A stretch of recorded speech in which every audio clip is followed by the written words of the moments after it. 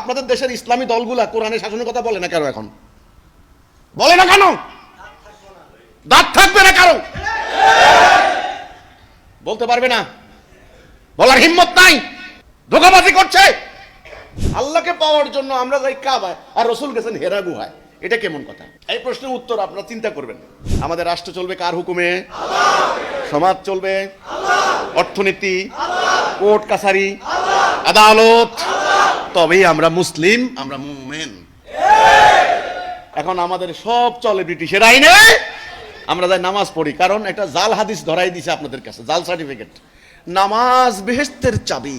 নামাজ পড়ে এসে দাঁড়িয়ে রয়েছে, এখন দাঁড়িয়ে মশা বলেন, এখন বল কই টাকা রাখছেন? টাকা বাইর করেন।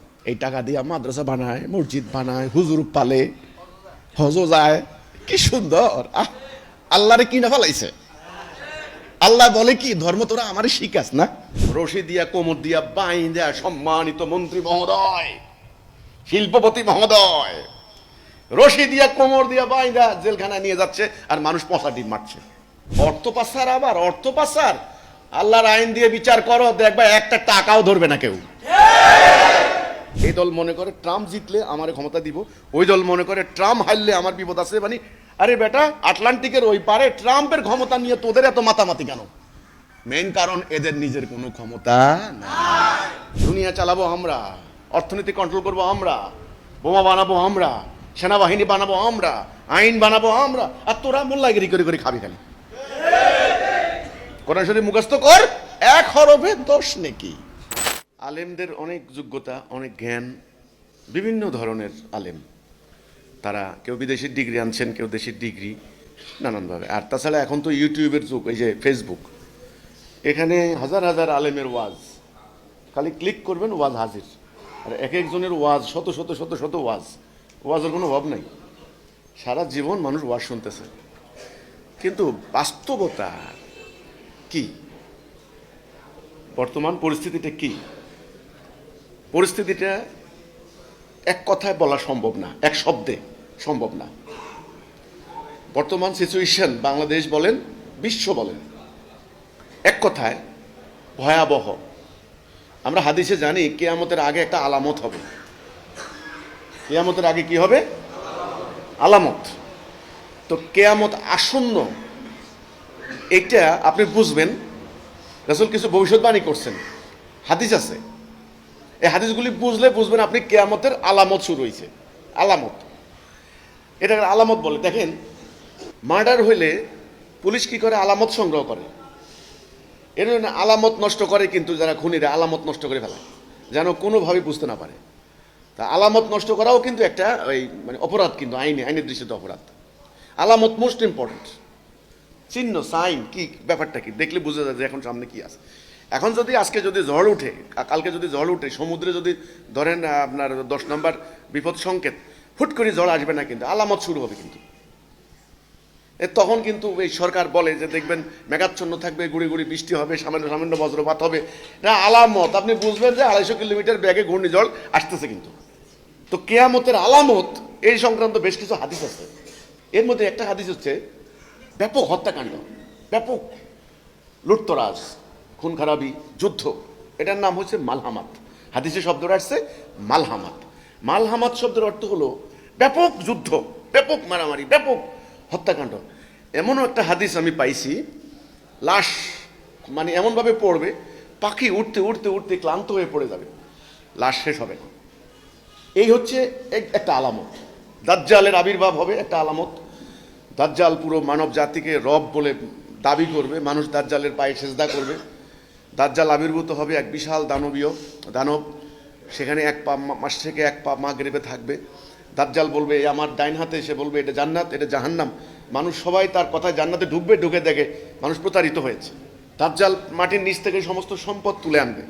এই দাজ্জালের আবির্ভাব হবে। তারপরে আছে কোরআনে একটা আয়াত আছে, এটা হলো ইয়াজুজ মাজুজ। ইয়াজুজ মাজুজ বাইবেলে আছে গগ অ্যান্ড ম্যাগগ, মানে এমন একটা প্রাণী বের হবে সমস্ত পৃথিবীর সম্পদ শুষে খাবেছে। টাইগ্রিসের নদী, মানে কি বলে, নদীর পানি সে শোষণ করে ফেলবে, এমনভাবে সে সম্পদ লুণ্ঠন করবে। এটা হলো আপনার ইয়াজুজ মাজুজ। তাইলে ইয়াজুজ মাজুজের আবির্ভাব ঘটবে, দাজ্জালের আগমন ঘটবে, মালহামাত ঘটবে।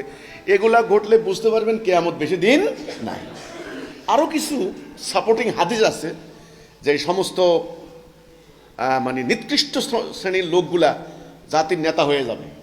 জ্ঞানীরা ধর্মকে ব্যবসা করে খাওয়া শুরু করবে, নারীরা কি বেহায়াপনা উলঙ্গ হয়ে সর্বত্র চলাফেরা করবে, আছে কিনা কথাগুলা? তো এগুলি এ ধরনের আরো অনেকগুলো সাইন আছে। যাই হোক, আমি অত দীর্ঘায়িত করবো না। তো আমি আপনাদেরকে আজকে যেটা বলতে চাই সেটা হলো আলামত। এই আলামতটা আমরা কি দেখতে পাচ্ছি, দুনিয়ার আলামত।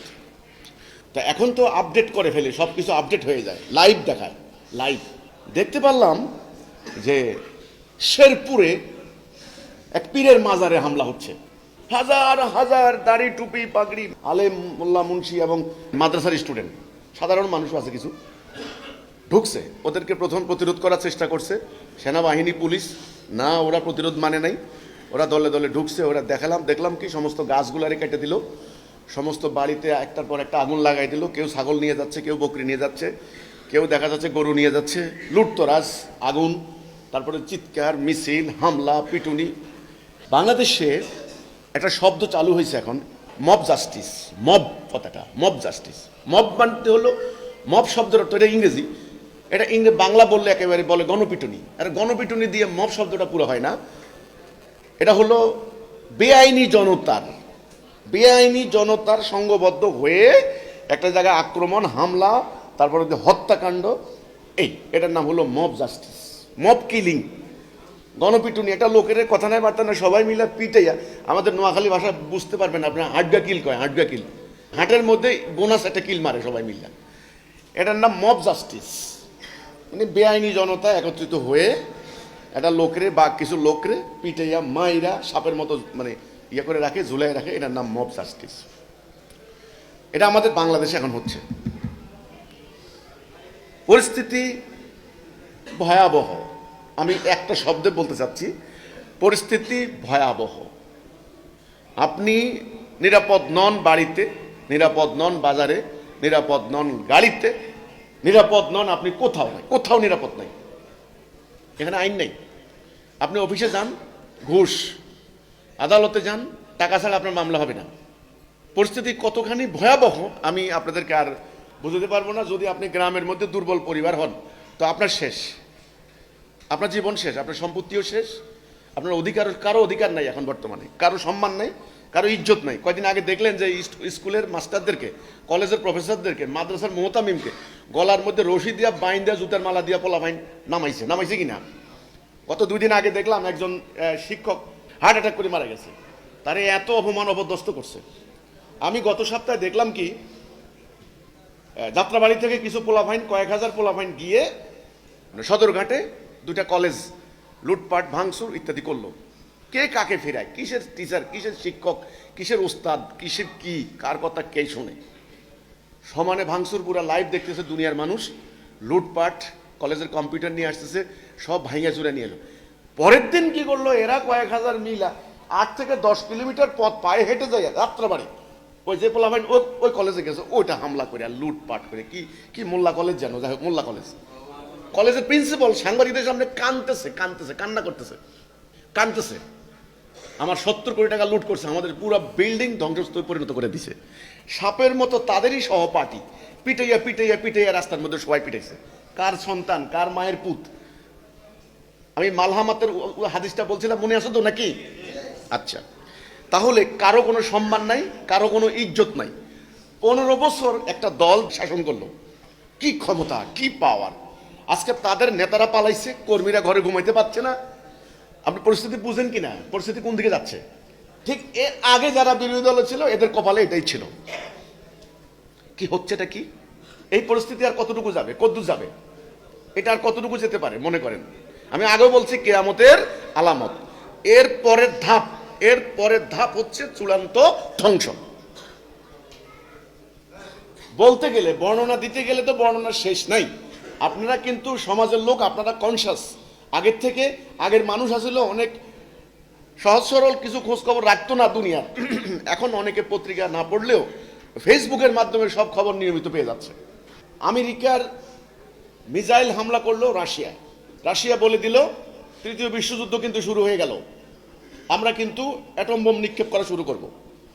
ইসরায়েল মধ্যপ্রাচ্যে কি করলো, 45,000 মুসলমানকে গত 1 বছরে হত্যা করলো, কোনো বিচার তো নাই, কোনো বিচার, কিসের বিচার?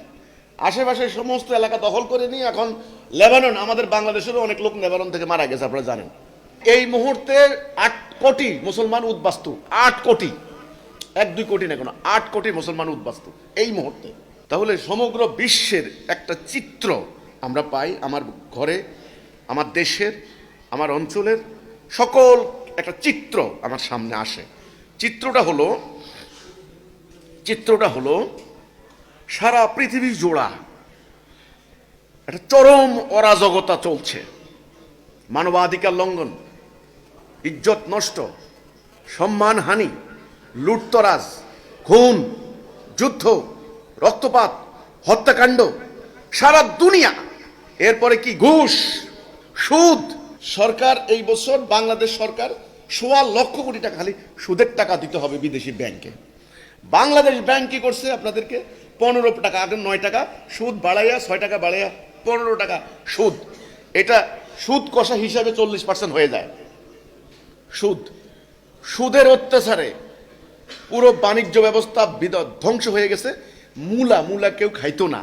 আমরা দেখতাম আমাদের বিপুলাশার বাজারের শেষে টনে টনে মূলা ফালাইয়া মূলাওয়ালারা চলে যেত গা। মূলা কেউ খাইতো না এই টাইমে। মূলার কেজি 100 টাকা।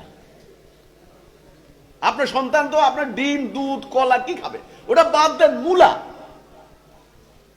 মূলা কি খুব উন্নত মানের সবজি নাকি? 100 টাকা।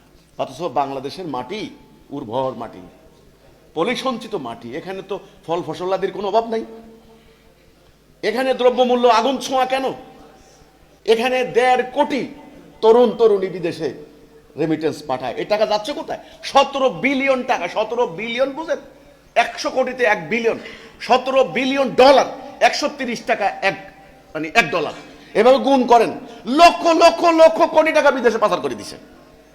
চিত্রটা আপনাদেরকে বোঝানোর চেষ্টা করছি আমি, কিন্তু হুট করে আমি এখন বলতে পারতাম আমার কথাটা, কিন্তু চিত্রটা না বললে অনেকে বুঝবেন না কতখানি ক্ষত মানে আঘাত, মানে গ্যাংগ্রিন কতখানি হয়েছে। ডাক্তার আপনাকে আগে বুঝাবে যে আপনার গ্যাংগ্রিন, এখন আপনার হাত কাটতে হবে, পা কাটতে হবে, নাহলে আপনি বাঁচবেন না। গ্যাংগ্রিনে কিছু নাই, কতখানি হয়েছে আপনাকে আগে সেটা বুঝতে হবে। ব্যাংকের টাকা লুট, বাড়ির টাকা লুট, পুকুরের মাছ লুট, কিছু নাই। এই লুটতরাজ আপনার গ্রাম থেকে শুরু হয়েছে আন্তর্জাতিক পর্যন্ত, একই ধারা এই লুটতরাজ চলছে। আপনার গ্রাম থেকে শুরু আন্তর্জাতিক পর্যন্ত এই লুটতরাজ চলছে। কিন্তু পরিস্থিতি কতখানি ভয়াবহ। আর মানুষের ভেতরে আত্মাটা কি হলো দেখেন। মানুষের ভিতরে মানবতা বোধ, মায়া, মমতা, দয়া, করুণা আছে কিছু? ফিলিংস ফর দ্য আদার্স, অন্যের জন্য একটা অনুভূতি আছে কিছু? নাই, উদাও হয়ে গেছে। উল্টা মানুষের ভিতরে ঢুকছে কি? স্বার্থপরতা, হিংসা, অহংকার, অন্যের ক্ষতি করার প্রবণতা, অন্যকে মেরে বঞ্চিত করে নিজে মানে ধনী হওয়ার প্রবণতা, এটা ঢুকছে না? মানুষের ভেতরে আর বাহিরে পুরো ব্যবস্থাটাই পৌঁছে গেছে, পুরো সিস্টেমটাই পৌঁছে গেছে। আপনি কাকে ট্রাস্ট করবেন? কাকে? আপনি বাচ্চা পাঠাচ্ছেন স্কুলে, সেখানে হত্যাকাণ্ডের শিকার হচ্ছে, অথবা সেখানে সে ধর্ষণের শিকার হচ্ছে। আপনার ঘরের আপনার মেয়ে স্কুলে যাচ্ছে, সেখানে সে ধর্ষণের শিকার হচ্ছে। আপনি টাকা রাখতে পারছেন না পকেটে, বাসে উঠতে পকেট কেটে নিয়ে যাচ্ছে। টাকা রাখতে পারছেন না ব্যাংকে, ব্যাংক কেটে নিয়ে যাচ্ছে। এই যে অশান্তময় অবস্থা, অস্থিরতা, মানুষের আয়ের সঙ্গে ব্যয়ের কোনো মিল নেই। আয় করে 20,000, ব্যয় হচ্ছে 40,000। এই আয়ের সঙ্গে ব্যয় মিলানোর জন্য ফ্যামিলির সন্তান, বউ বাচ্চা, এদের জীবন ধারণের জন্য এবার সে পাগল হয়ে যাচ্ছে। এবার ঘুষ খাচ্ছে, সুদ খাচ্ছে, তারপরে দিয়ে হচ্ছে কি মানুষ খুন করতেছে, মিথ্যা কথা বলতেছে, অর্থ পাচার করতেছে, আরেকজনকে বঞ্চিত করতেছে, কারণ তার লাগবে, টাকা লাগবে। তার মানবতা বোধ কিচ্ছু নাই, সব শেষ। এই পরিস্থিতি কি করবেন এখন? কি করণীয়?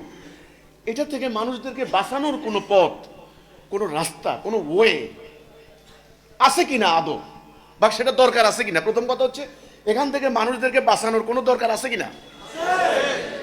দরকার না থাকলে থাক ভাই, কথা বলে কোনো লাভ নাই। দরকার আছে কিনা বলেন। আমি এখানে একটা কথা বলি, নবী করিম সাল্লাল্লাহু আলাইহি সাল্লাম আমাদের নবী, আমরা আর উম্মত, যার উপরে কোরআন নাজেল হয়েছে, পবিত্র কোরআন। আপনারা জানেন উনি নবুয়ত পাইছেন হেরা গুহায়। কোথায় পাইছেন? হেরা গুহায়। হেরা গুহা যারা মক্কায় গেছেন, হজ করতে গেছেন, তারা জানেন। সেই হেরা গুহা ওনারা দেখে আসছেন। হেরা গুহায় ওনারা মানে রাসূল নবুয়ত পাইছেন। আমার প্রশ্ন, রাসূল হেরা গুহায় কেন গেলেন? আমরা সবাই যাই কাবায়, আল্লাহকে পাওয়ার জন্য কাবায় যাই, মক্কায়। কাবা রাসূলুল্লাহর ফ্যামিলির লোকেরা তখন কাবার মতো আল্লি, কাবার কর্তৃপক্ষ ওনারা।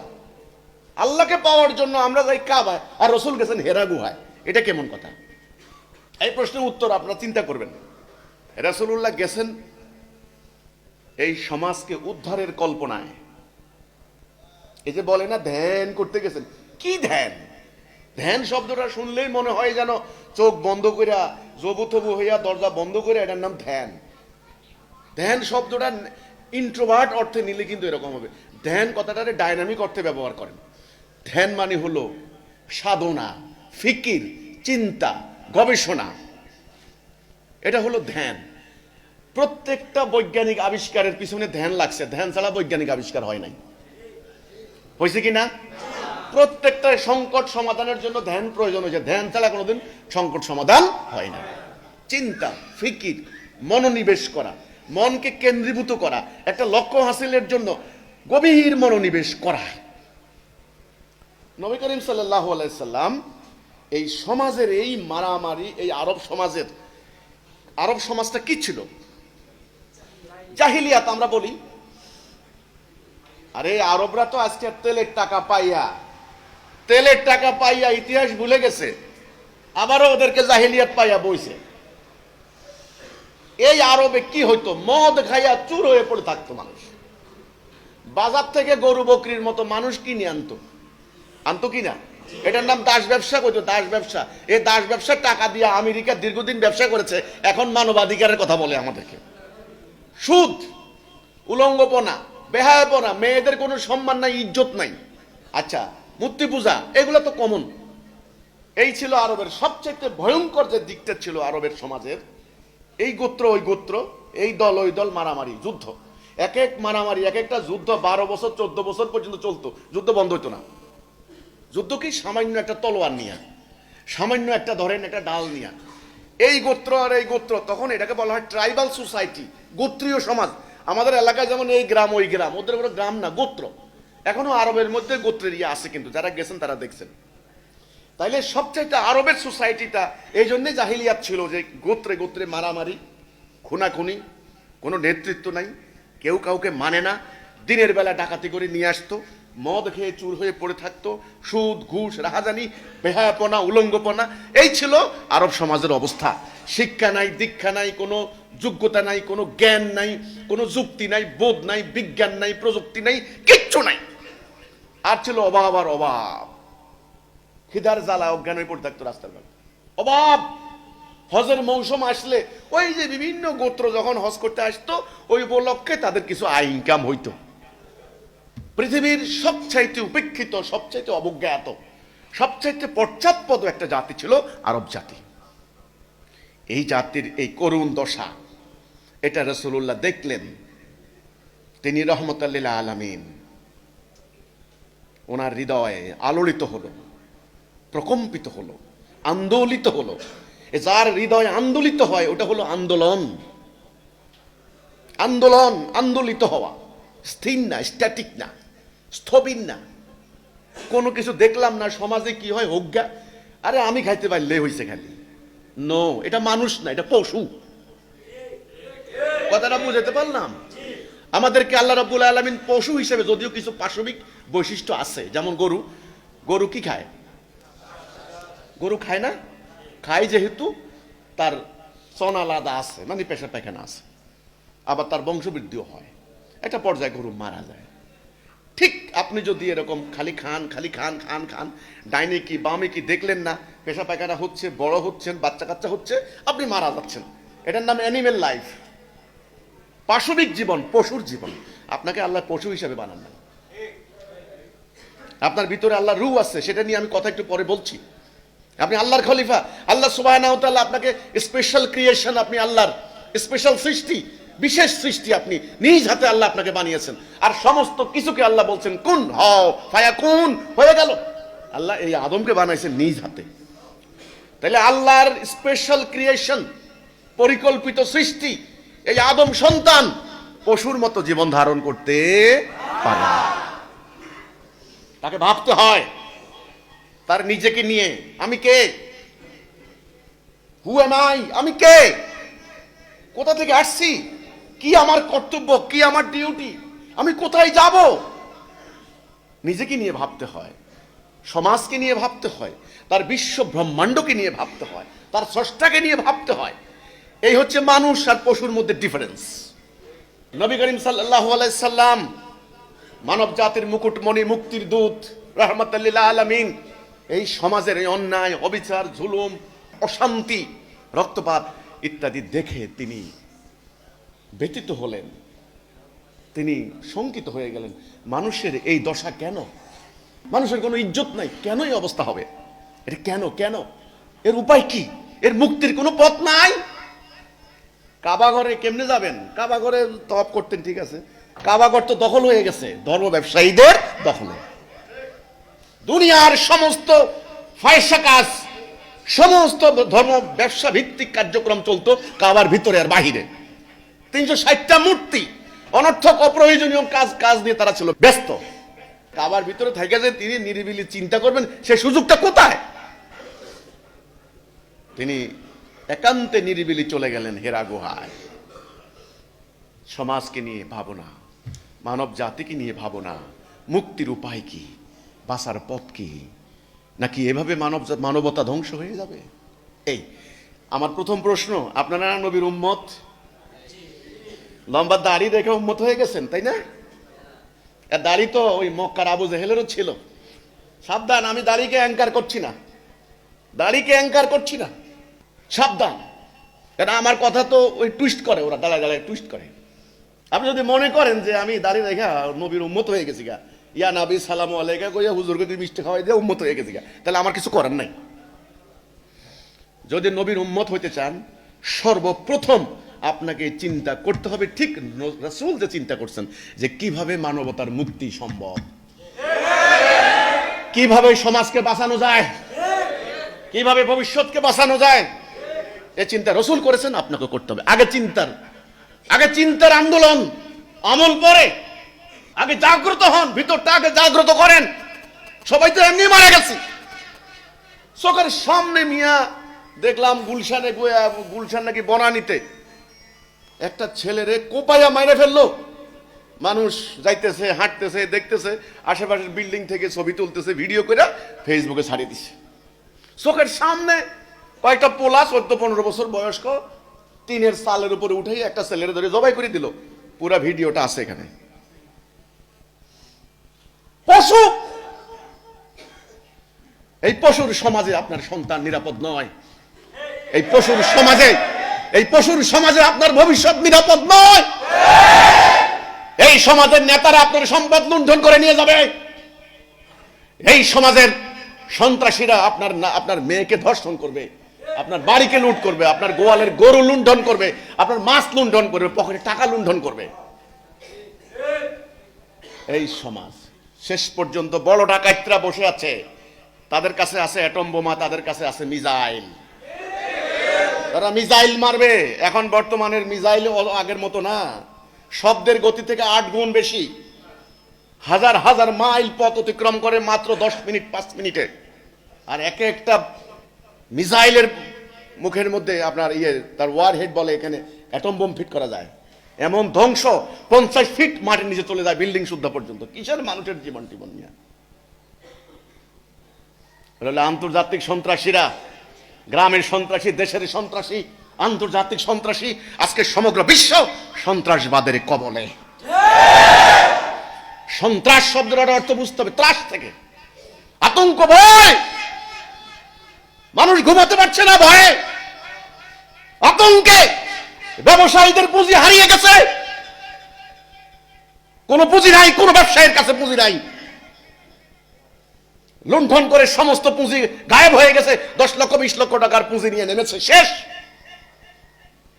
অটো রিক্সা চালায় পোলাপাইন, পুলিশের সঙ্গে মারামারি করে তারা রাস্তাঘাটে বিএ পাস এমএ পাস, তারা বলছে আমরা অটো রিক্সা চালাই, আমাদের সংসার বন্ধ।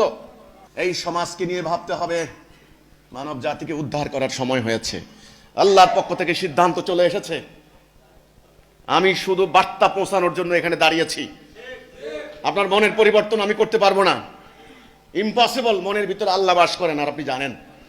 জোর করে রাজ্য দখল করা যায়, সম্পদ লুট করা যায়, জোর করে মন পরিবর্তন করা যায় না, কখনো নয়।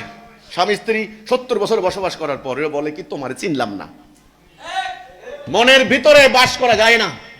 আপনি জানেন আপনার মন আমি জোর করে পরিবর্তন করতে পারবো না। আমি শুধু উত্থাপন করব আল্লাহর পক্ষ থেকে কি পেয়েছি, মুক্তির কি বার্তা এসেছে। সর্বত্র ভয় আতঙ্ক, সর্বত্র কি ভয় আতঙ্ক। এই ভয় আতঙ্ক থেকে মুক্তির পথ কি? জান্নাতে থাকবে না ভয়, আর জাহান্নাম হবে ভয়।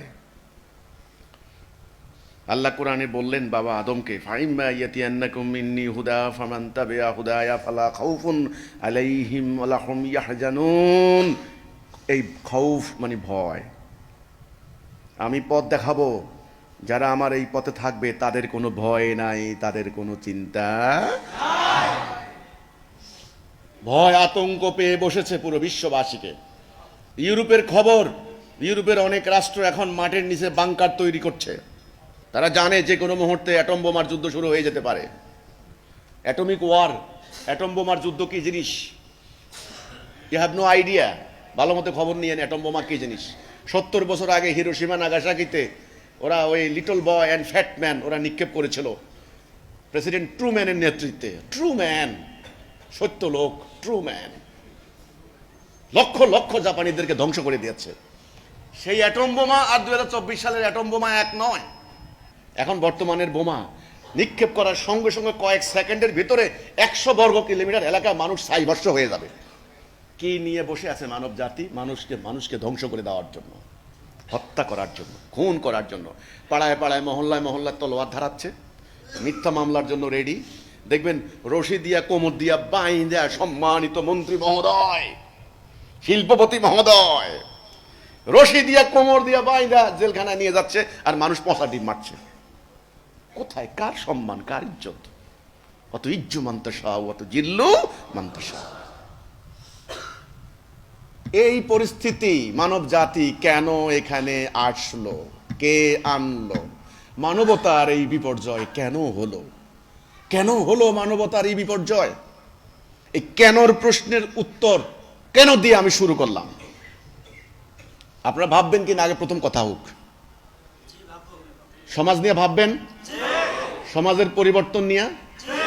যদি না ভাবেন, আপনারা আসছেন কষ্ট করে, ওয়েলকাম, নামাজ পড়েন, বহুত সওয়াব হইব, চলে যান। আমি এ ধরনের লোক নিয়ে কাজ করি না। আমি জীবন্ত মানুষ নিয়ে হাঁটতে চাই। আমি কবরস্থানে গান গাইতে রাজি নাই। কবরস্থানে গান গাইয়ে লাভ আছে? ও হাততালি দিতে পারবে? আমি জীবন্ত, আমি একটা বিপ্লব সৃষ্টি করতে চাই, একটা পরিবর্তন আনতে চাই, একটা আলোড়ন সৃষ্টি করতে চাই দুনিয়ার বুকে। কাজেই যার ভিতরে প্রাণ আছে, প্রাণবন্ত, জীবন্ত, ডায়নামিক, গতিশীল, আমি এরকম মানুষ চাই। যদি আপনারা বলেন যে হ্যাঁ সমাজ নিয়ে আমরা ভাববো, এইভাবে সমাজকে আমরা শয়তানের হাতে ছেড়ে দেব না, তবে আমার পরবর্তী বক্তব্য হবে। সবাই ভাববেন তো সমাজ নিয়ে? আলহামদুলিল্লাহ। দ্বিতীয় কথা, এই পরিণতি কেন? কেনর সহজ উত্তর, পুরো মানব জাতি সম্মিলিতভাবে, পরিকল্পিতভাবে আল্লাহর দেওয়া বিধান মানব জাতি প্রত্যাখ্যান করেছে, বাদ দিয়েছে। আল্লাহর দেওয়া বিধান মানব জাতি সম্মিলিতভাবে, পরিকল্পিতভাবে তারা বাদ দিয়েছে। এটা হলো একেবারে শর্ট উত্তর। কেমনে বাদ দিল? আপনি, আমাদের মুসলমানদের সংখ্যা কত? 200 কোটি। মুসলমানদের সংখ্যা কত? 200 কোটি। কেউ বলে 180 কোটি, 200 কোটি ধরলাম। এক বাংলাদেশে আছি আমরা 16 কোটির মধ্যে ধরেন 2 কোটি অন্যান্য জাতি বাদ দিলে 14 কোটি মুসলমান। পাকিস্তানে আছে 25 কোটি, ভারতে আছে 25 কোটি। এ খালি এ সাবকন্টিনেন্টে আছে আপনার প্রায় অন্তত 25, আর হলো 50, 70, আর অন্যান্য মিলে হিসাব করতে 80-90 কোটি আছে খালি সাবকন্টিনেন্ট। এই উপমহাদেশ। এরা আল্লাহ বিশ্বাস করে না, রাসূল বিশ্বাস করে না, নামাজ পড়ে না, কিন্তু এরা আইন মানে কার? মুসলমান নামক জাতি সারা দুনিয়াতে কার হুকুম মানছে এখন বর্তমানে? আপনার আব্বা, জন্মদাতা পিতা, ওনাকে আপনি স্বীকার করেন, আপনি অস্বীকার করেন না যে হ্যাঁ আমার বাবা, আমার বাবা, উনি আমার বাবা, ওনাকে সালাম দেন, সালাম আলাইকুম আব্বা, ওকে। কিন্তু আব্বা আদেশ দিয়েছেন রাতের বেলায় বাজারে ঘুরবা না, বাজারে ঘুরবা না, খারাপ হয়ে যাবা। আপনি বলেন আব্বা কি বুঝে, রাতের বেলা মার্কেটে না ঘুরলে চলে নাকি? এক। দুই, আব্বার নির্দেশ দিয়েছেন মদ খাইবা না, আপনি বলেন যে দূর, মদ না খাইলে কি স্মার্টনেস বোঝা যায় নাকি? ইদানিং মদ খাইতে হবে, আব্বার কথা কেরা শুনে? বুড়া মানুষ বুঝে না কিছু না। একটা একটা করে আব্বার আদেশ আপনি অমান্য করলেন। অমান্য করার পরে কি হলো দেখেন, আপনি অসুস্থ হয়ে গেলেন, আপনি পুলিশের খাতায় ডাকাত হিসেবে পরিগণিত হলেন, আপনি ফেরারি আসামি। এই যে আপনার ভেতরের বাহিরের এই যে ধ্বংস হয়ে গেলেন, আপনার আব্বাকে অস্বীকার করছেন, অসম্মান করছেন, কি করছেন? তার আদেশ মানলেন না, তার হুকুম মানলেন না। বুঝতে পারতেছি? আমরা মুসলমানরা আল্লাহকে বিশ্বাস করি না? বিশ্বাস করি, কিন্তু আল্লাহর আদেশ মানছি না। সুদ হারাম না হালাল? কে হারাম করেছেন? আল্লাহ। আমাদের রাষ্ট্রীয় অর্থনীতি কিসের উপরে? এই যে কোর্ট কাছারিতে আদালতে বিচার হয় কার আইনে? ব্রিটিশ রোমান আইনে, আল্লাহর আইনে। কেন রাসূল বিচার করছেন না আল্লাহর বিধান দিয়ে? চোরের বিচার কি হবে, ব্যভিচারের বিচার কি হবে? অর্থ পাচার, আবার অর্থ পাচার আল্লাহর আইন দিয়ে বিচার করো, দেখবা একটা টাকাও ধরবে না কেউ। কোর্ট কাছারিতে বিচার কি আল্লাহর আইনে হচ্ছে না মানুষের আইনে? এইভাবে একে একে যদি আমি বলতে যাই, আমরা আল্লাহকে বিশ্বাস করি, তসবিহ দানিয়াত ইত্যাদি ঠিক, কিন্তু আল্লাহর আদেশ মানি না। অন্য জাতি বাদ দেন, যারা মুসলমান, যারা আল্লাহকে বিশ্বাস করে, রাসূলকে বিশ্বাস করে, আল্লাহর কিতাব কোরআনকে বিশ্বাস করে, তারা যদি কোরআনের বিধান না মানে তাহলে কারা মানবে? এখন এদেরকে বলেন এটা করবে না, আমরা তো কোরআন তেলাওয়াত করি, কোরআন তেলাওয়াত করি, হ্যাঁ আলিফ লাম মিম যালিকাল কিতাবুল্লাহ প্রতিদিন পড়ে, ওইটা গেলাপ দিয়া মুড়াইয়া। এরা আমাদের হুজুররা, আলেম সাহেবরা, ওনারা এটারে মাদ্রাসার মধ্যে ক্লাসে ক্লাসে ভাগ করে করে এটাকে তাফসীর করছেন, ব্যাখ্যা করছেন, শানে নজুল মুখস্থ করছেন, ওই আয়াতের কি হিসেবে নাজেল হয়েছে ওইটা বের করে আনছেন, শব্দের অর্থ মুখস্থ করছেন, গ্রামার মুখস্থ করছেন, উচ্চারণটা ঠিক করে নিচ্ছেন। প্রতিদিন লক্ষ লক্ষ কোটি কোটি স্টুডেন্ট উচ্চারণ করছেন আল্লাহ হাম, আল্লাহ হাম, হামজাহা, হামজাহা। উচ্চারণটা ঠিক না হলে একেবারে অশুদ্ধ হয়ে যাবে। ঠিক করছেন, ভালো কথা। কোরআন কি এই উদ্দেশ্যে নাজিল হয়েছে? আমার হাতে একটা বস্তু আছে, এটা কি? এটার উদ্দেশ্য কি? এই যে আমার মাথার উপর একটা বস্তু ঘুরছে, এটার উদ্দেশ্য কি? আচ্ছা, বাতাস যদি না দেয় আপনি এটা রাখবেন? এটা সময় না দিলে হাতে দেব? তাহলে কোনো বস্তু যে উদ্দেশ্যে সৃষ্টি করা হয় সেটা যদি না হয় তবে এটা অর্থহীন। বুঝতে পারলাম? তাইলে এই কিতাবের উদ্দেশ্য কি? মুখস্থ করার জন্য? তাফসীর করার জন্য? টাকা কামাই করার জন্য? কিসের জন্য? এই কিতাবের জন্য, এই বিধানের জন্য একজন মানুষকে রাহমাতাল লিল আলামিন, পৃথিবীর শ্রেষ্ঠতম সত্যবাদী একজন মানুষকে ৭৮টা যুদ্ধ করতে হয়েছে, গাছের লতা পাতা খেতে হয়েছে, আঘাতে আঘাতে জর্জরিত হতে হয়েছে, ওনার সাহাবীদেরকে টুকরা টুকরা হতে হয়েছে এই বিধানের জন্য। আজকে আপনারা আমরা এটাকে বাদ দিয়েছি। একটা গাড়ি, আপনাকে কেউ একটা গাড়ি দিল, উদ্দেশ্য কি? এক জায়গা থেকে চালায় আরেক জায়গায় নিয়ে যাবেন, উদ্দেশ্য হাসিল, তাই না? আপনি কি করেন? ওই কাজটা করেন না, না করে প্রতিদিন সাবান দিয়ে গাড়ি ধোয়া মোছা করেন, গাড়ি গ্যারেজে রেখে দেন। অবস্থা লাভ হবে? উদ্দেশ্য হাসিল হবে? আমাদের অবস্থা সেটা হয়েছে না? সেটা হয়েছে কিনা? আমাদের আলেমরা কাজ করছেন, ভালো কাজ করছেন, কি মুখস্থ করতেছেন, তাফসীর করতেছেন। আরে ভাই, প্রতি বছর লক্ষ লক্ষ আলেম মুখস্থ করে করে বের হচ্ছেন, কিন্তু রাষ্ট্রে চলে ব্রিটিশের আইন। এই মুখস্থের কি দাম? মানুষ আতঙ্কে রাস্তা পথ চলতে পারছে না, ভয়ে ঘুমাতে পারছে না। মানবতার মুক্তির জন্য এই বিধানের আবির্ভাব হয়েছে, রাসূলের আবির্ভাব হয়েছে, বিধান নাযিল হয়েছে। সেই মুক্তি যেখানে নাই সেখানে আপনার এত পণ্ডিতের কি দাম? রাসূল বলেছেন যে সময় আসবে ইসলাম শুধু নাম থাকবে। কি থাকবে? কোরআন শুধু অক্ষর। আজকে অক্ষর তো গায়েব করতে পারবে না, আল্লাহ এটা সংরক্ষণ করছেন না, অক্ষরের মধ্যে আছে, বাস এই পাতার মধ্যে এটা পড়ে আছে, অক্ষর আছে। রসুল বলছেন কোরআন শুধু অক্ষর থাকবে, এটার কার্যকারিতা হবে না, ইমপ্লিমেন্টেশন হবে না, প্রয়োগ হবে না। কলম দেওয়া হয়েছে, কলম দিয়ে যদি আপনি না লিখেন এ কলমের দাম আছে? এক্স্যাক্টলি তাই। কোরআন দিয়ে যদি সমাজ না চলে, রাষ্ট্র না চলে, মানে ব্যবসা বাণিজ্য না চলে, কোর্ট কাছারি না চলে, দুনিয়া না চলে, তাহলে এটা নাজিল হওয়ার কি দরকার? মুসলমানদের এই পরিণতি কেন? এর পরিণতি দুটি কারণ। প্রথম কারণ, ইসলাম সম্পর্কে আকীদা ভুল, কনসেপ্ট ভুল, আর ঈমান নাই। কি নাই? ঈমান নাই। এ কথা বললেই তো মাথা গরম হয়ে যায়। 10 বার হজ করছি। হ্যাঁ, আমার আব্বা মাদ্রাসায় দুইখান মাদ্রাসা বানাই গেছে, আমার বড় জ্যাঠা বড় মসজিদ দিয়ে গেছে, আমার বংশের মধ্যে 24 জন আলেম ওলামা আছে, আর এই বেড়ার দাঁড়ায় কয় ঈমান নাই। আপনার বড় জ্যাঠা মসজিদ বানাইছেন, রাসূলুল্লাহর বাপ চাচারা কাবা ঘর নির্মাণ করছেন, রাসূলুল্লাহ সেই সমাজে দাঁড়াইয়া বলছেন তোদের ঈমান নাই। যে সমাজে দাঁড়াইয়া তিনি বলছেন তোদের ঈমান নাই, ওই মানুষগুলা কাবা তওয়াফ করতো না, হজ করতো না? এটাও জানতে হবে, না জানলে আবার আমার কথা রিয়াকশন করবেন।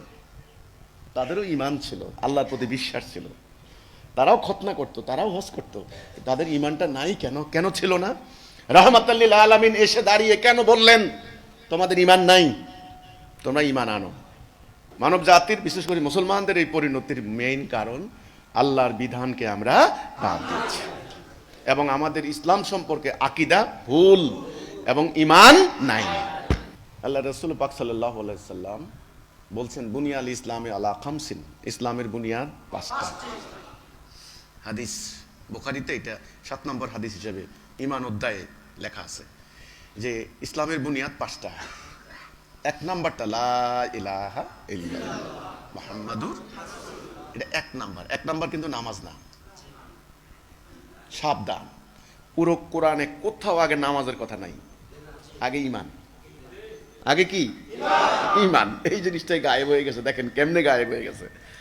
নবী করিম সাল্লাল্লাহু আলাইহি সাল্লাম আমাদের নবী, যার মাধ্যমে আমরা ইসলাম পেয়েছি, উনি যখন নবুয়তের দাওয়াত দেওয়া শুরু করলেন, নামাজের দাওয়াত দিয়েছেন না ঈমানের দাওয়াত দিয়েছেন? সব হাদিসে কি বলে? ঈমানের দাওয়াত দিয়েছেন। তোমরা বলো লা ইলাহা ইল্লাল্লাহ। এটার পরে হলো 2 নম্বরে হলো নামাজ মানে সালাহ, 3 নম্বরে জাকাত, 4 নম্বরে হজ, 5 নম্বরে রোজা। এটা 5 নম্বর। আচ্ছা, তাইলে ঈমান আর আমল দুটা ভাগ করতে পারি, ঈমান আমল। ঈমানটা বুঝেন, সব ঠিক হয়ে গেছে, সব উত্তর পেয়ে যাবেন। আলহামদুলিল্লাহ, আমি বললাম তো, সব উত্তর আপনি পেয়ে যাবেন যদি ঈমানটা বুঝেন। ঈমানের যে কথাটা, বাক্যটা আরবিতে। বাক্যটা কিসে?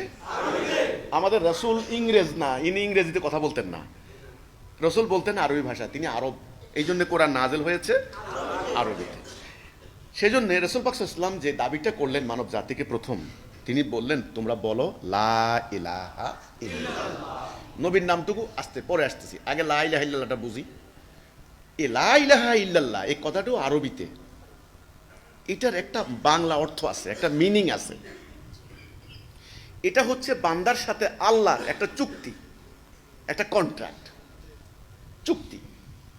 বান্দা আল্লাহর সাথে একটা চুক্তি করবে, আল্লাহও বান্দার সাথে একটা ওয়াদা করবেন।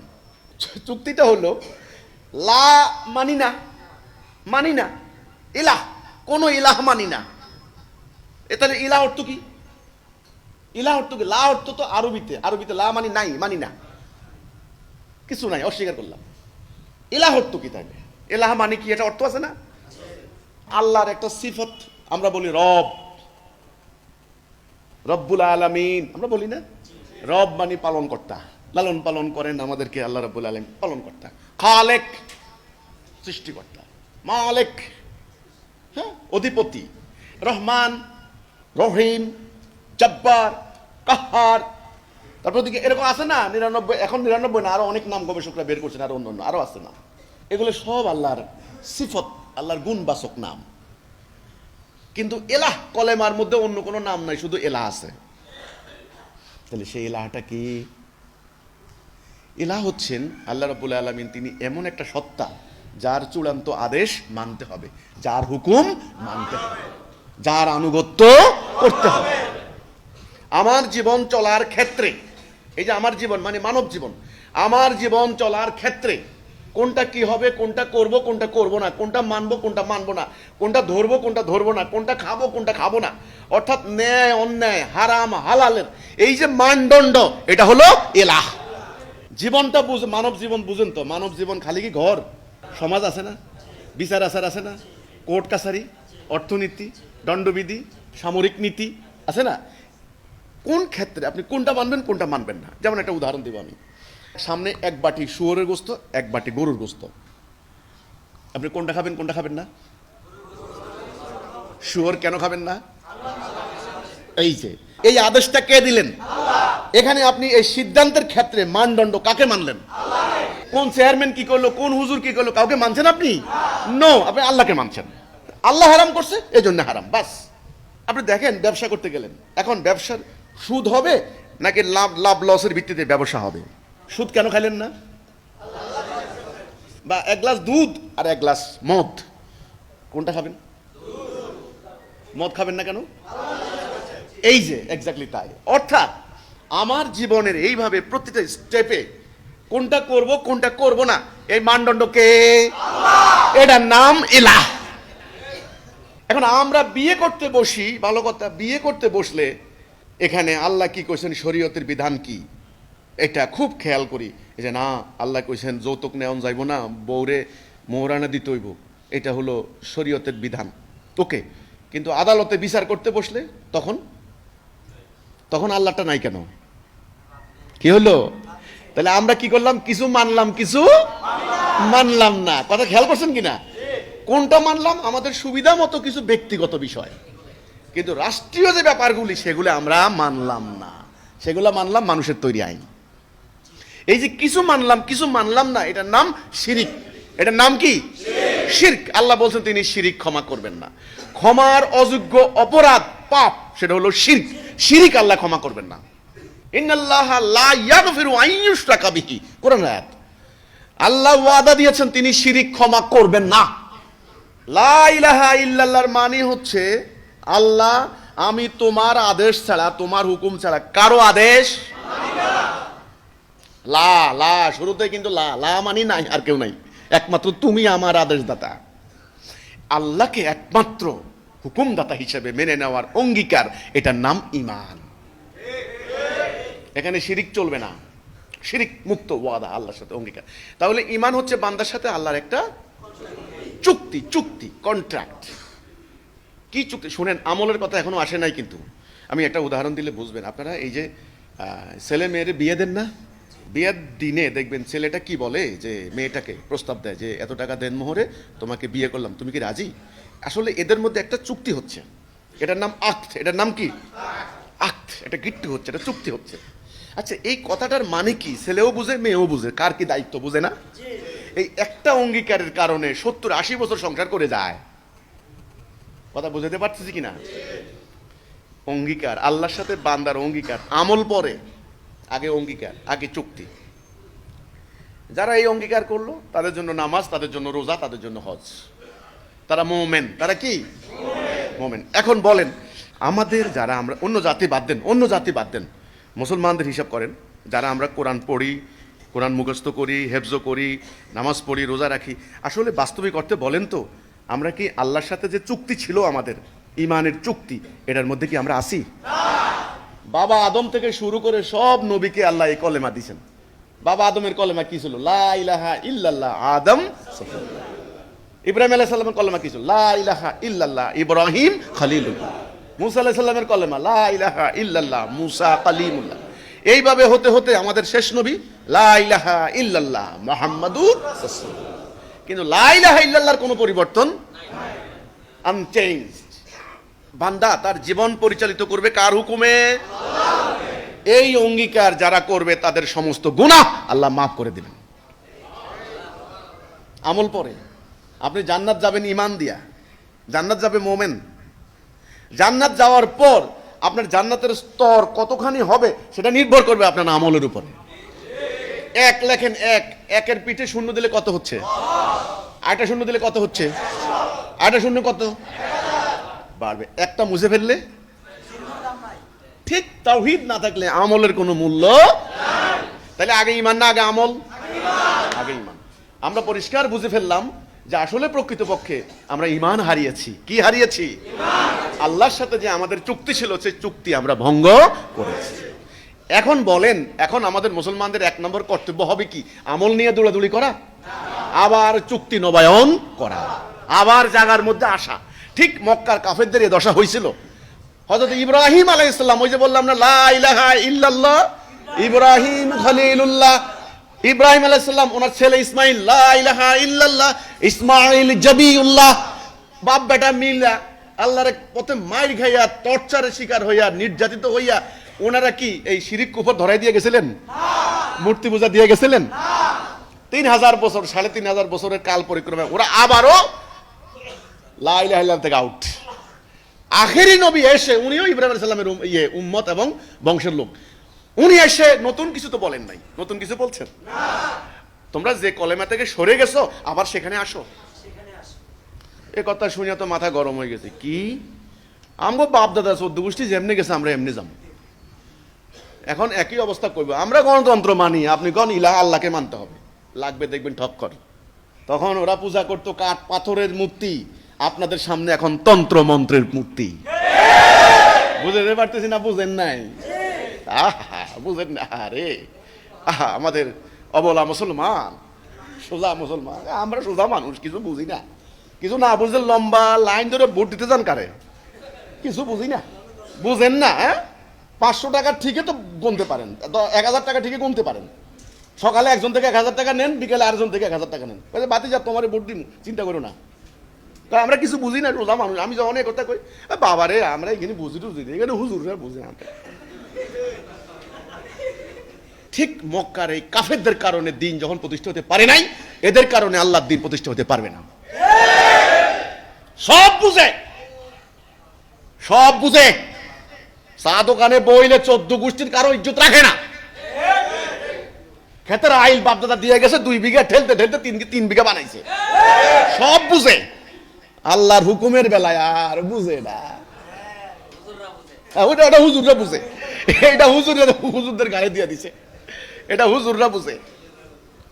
আমি যে এতক্ষণ বললাম, এটা বুঝতে কোনো অসুবিধা হইছে?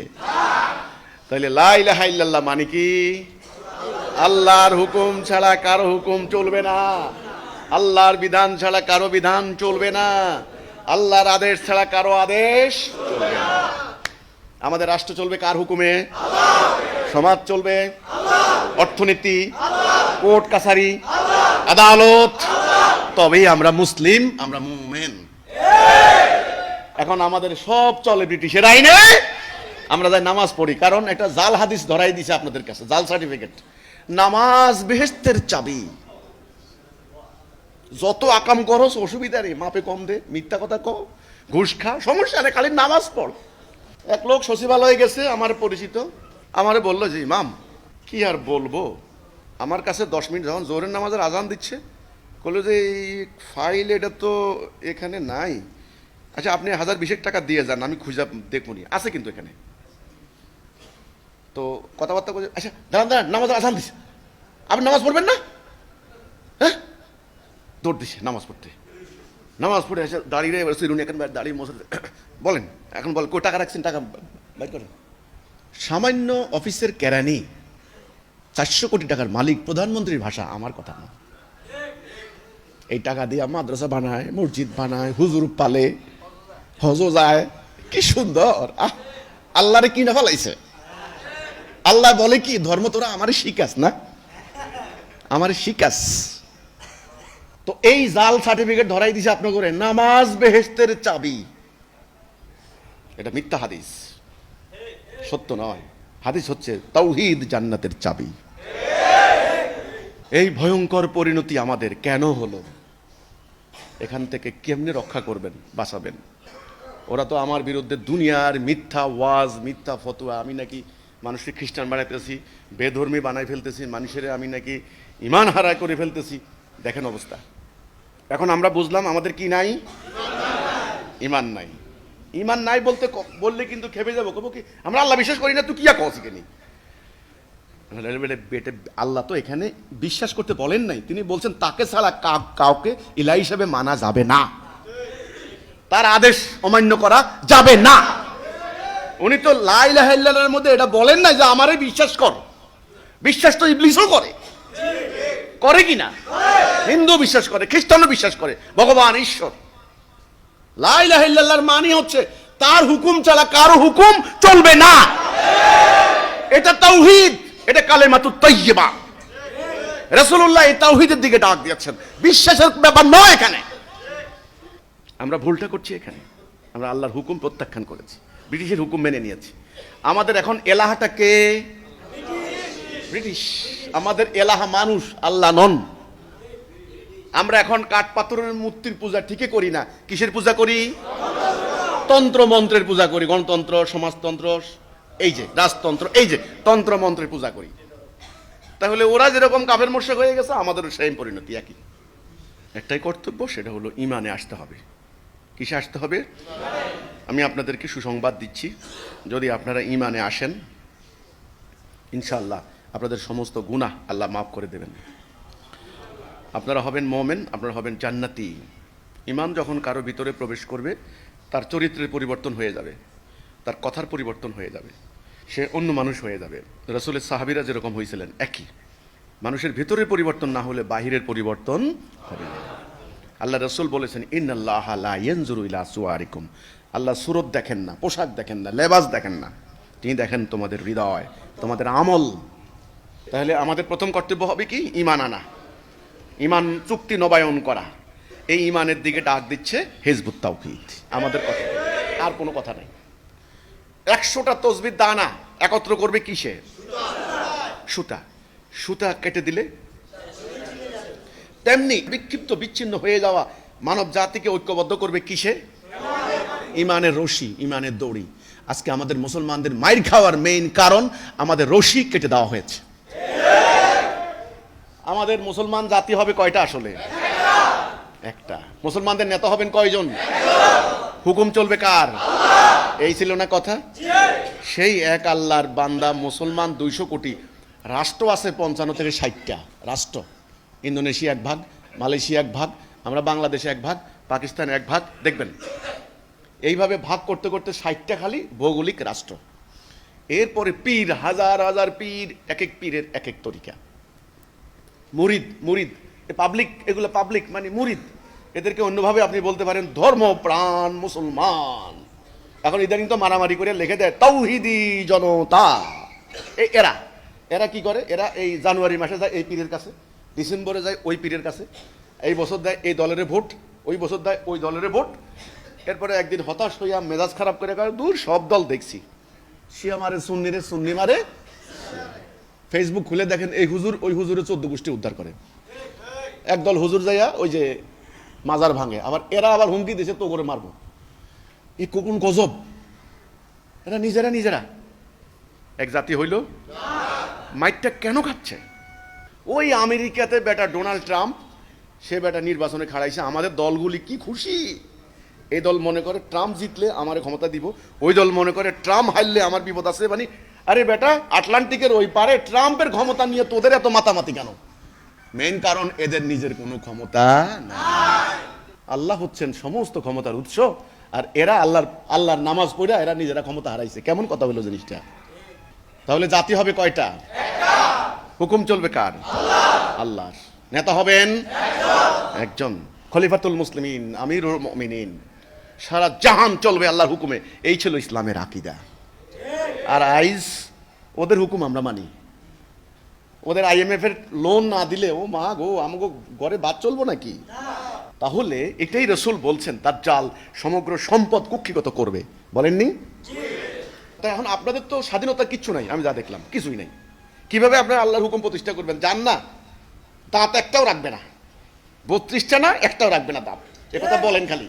আপনাদের দেশের ইসলামী দলগুলা কোরআনের শাসনের কথা বলে না কেন? এখন বলে না কেন? দাঁত থাকবে না কারো,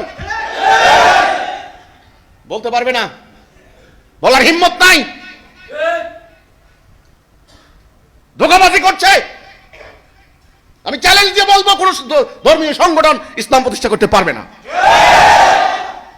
যতক্ষণ না ঈমানে ঐক্যবদ্ধ করতে না পারেন। ঐক্যবদ্ধ করার সূত্র হচ্ছে তাওহীদ, লা ইলাহা ইল্লাল্লাহ। কিভাবে যে ধ্বংস হয়ে গেল এই উম্মাটা, কিভাবে যে শেষ হয়ে গেল, কিভাবে টুকরা টুকরা হয়ে গেল, কিভাবে অন্যের মুখাপেক্ষী হয়ে গেলাম, গোলাম হয়ে গেলাম, কিভাবে স্বাধীনতা হারালাম। কিচ্ছু নাই, কিচ্ছু নাই। কে শিখাই দিছে নামাজ পড়লে তোর জন্য বেহেশত যা? আল্লাহর হুকুমটা কেন মানব, এই প্রশ্নের উত্তর এটা নিয়ে শুরু হলো এবার দ্বিতীয় আলোচনা। আল্লাহর হুকুম কেন মানতে হবে আমাকে, কি দরকার? আমরা কি কম বুঝি নাকি? মানুষটাকে আল্লাহ জ্ঞান দিছে না, তো মানুষ কি ভালো মন্দ কম বুঝে নাকি? আমরা আমাদের রাষ্ট্র কেমনে চলবে, অর্থনীতি কেমনে চলবে, আমরা আমাদের সুযোগ সুবিধা মতো কাটছাট করে একটা বানাবো। আমরা আল্লাহর বিধান মানতে হবে কেন? এই বাধ্যবাধকতা কোথায়, কেন, ওয়াই? আল্লাহ সুবহানাহু ওয়া তাআলা এই মহাপরিকল্পনার অংশ হিসেবে এই বিশ্ব ব্রহ্মাণ্ড তিনি সৃষ্টি করেছেন। আমি গোড়ার থেকে শুরু করলাম, ওকে? তখন আমরা সৃষ্টি হই নাই। এই আসমান, জমিন, গ্রহ, নক্ষত্র, বৃক্ষরাজি, তরুলতা সব আল্লাহ সৃষ্টি করেছেন। সীমাহীন আসমান, সীমাহীন, সীমাহীন।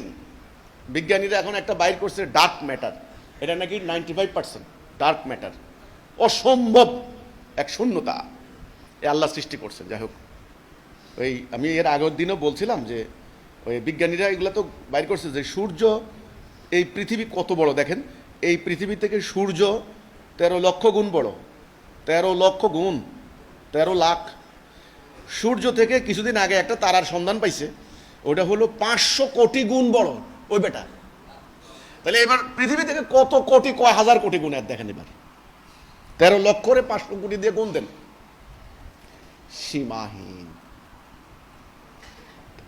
আল্লাহ কি সৃষ্টি করে রাখছেন? আচ্ছা, এই যে সৃষ্টি করছেন, একটা শব্দ বলছেন কুন, হও, ফায়াকুন, হয়ে গেল, হয়ে গেছে সব। আসমান, জমিন, গ্রহ, নক্ষত্র সব হয়ে গেছে। আমরা কিন্তু তখনও হই নাই। আল্লাহ রাব্বুল আলামিন সমস্ত মালায়েকদেরকে ডাকলেন, ডাইকা বলছেন, এই ওই যে ক্বালা রাব্বুকা লিল মালাইকাতি ইন্নী জাইলুন ফিল আরদি খলিফা। আল্লাহ বলছেন, মনে করো, স্মরণ করো সেই সময়ের কথা যখন আল্লাহ সবাইকে ডাক দিয়া বললেন, আমি দুনিয়াতে খলিফা বানাবো। তোমরা কি বলো? কি বলছেন আল্লাহ? খলিফা, খলিফা। এখন তো খলিফা মনে করে আপনারা দর্জি, দর্জি কাপড় সেলেন না খলিফা, না, শব্দটা আরবি, এর একটা বাংলা মিনিং আছে। রিপ্রেজেন্টেটিভ ইংরেজি বললে প্রতিনিধি, প্রতিনিধি, খলিফা। আরে আরে পীর সাহেবরা কয় না আমার খলিফা বানাইছি, আছে না? প্রতিনিধি। তাহলে পৃথিবীতে আল্লাহর প্রতিনিধি আল্লাহ বানাবেন।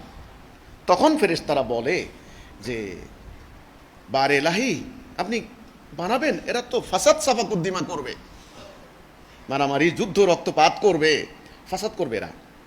আল্লাহ বললেন, আমি জানি তোমরা জানো না। তিনি বানালেন মাটি দিয়া, নিজ হাতে। সমস্ত সৃষ্টি করলেন কি দিয়া? কুন। আর আদম বানাইছেন নিজ হাতে। ইম্পর্টেন্স বুঝতে হবে। বানানোর পরে তখন আল্লাহ বললেন, যখন আমি এর ভিতরে আমার রূহ ফুঁকে দেব, সবাই সেজদা করবা। কার রূহ? আল্লাহর রূহ। কার ভিতরে? আদমের ভিতরে। রূহ ফুঁকে দিলে সবাইকে সেজদা করতে আল্লাহ নির্দেশ দিয়েছেন। আল্লাহ রূহ ফুঁকে দিলেন, সবাই সেজদা করলো। সেজদা মানে আনুগত্য, আদমের আনুগত্য, আনুগত্য করবে। ওকে, একটা সত্তা সেজদা করলো না, ওটার নাম ইবলিস। এটার নাম কি? ইবলিসের দেখছেন নি কোনোদিন? এখন দেখবেন, এখন দেখা যায় বলে দেখবেন কি সুন্দর ইবলিস। আরে আল্লাহ রে আল্লাহ, দেখবেন নি? আল্লাহর নাম নিছেন, সারা জীবন জিকির করছেন, আল্লাহ আল্লাহ আল্লাহ আল্লাহ। ইবলিসের নাম নিবেন না? আপনারা বলেন না আউযু বিল্লাহি মিনাশ শাইতানির রাজিম, বিসমিল্লাহির রহমানির রহিম। আগে তো শয়তানের নামটা নিলেন। তাহলে আল্লাহকে চিনতে হলে ইবলিসকেও চিনতে হবে। সিনেমার নায়ক চিনবেন, ভিলেন চিনবেন না? ভিলেনের কারণেই তো নায়কের এই কাহিনী, বিরাট কাহিনী। ইবলিস সেজদা করলো না। আল্লাহ বললেন, ইবলিস সেজদা করলি না কেন? যাকে আমি নিজ হাতে বানাইলাম। ইবলিস বলে, ও হচ্ছে মাটি, আমি হচ্ছে আগুন। আল্লাহ বললেন, অহংকার হয়েছে তোর ভিতরে, আবা ওয়াস্তাকবারা ওয়া কানা মিনাল কাফিরিন।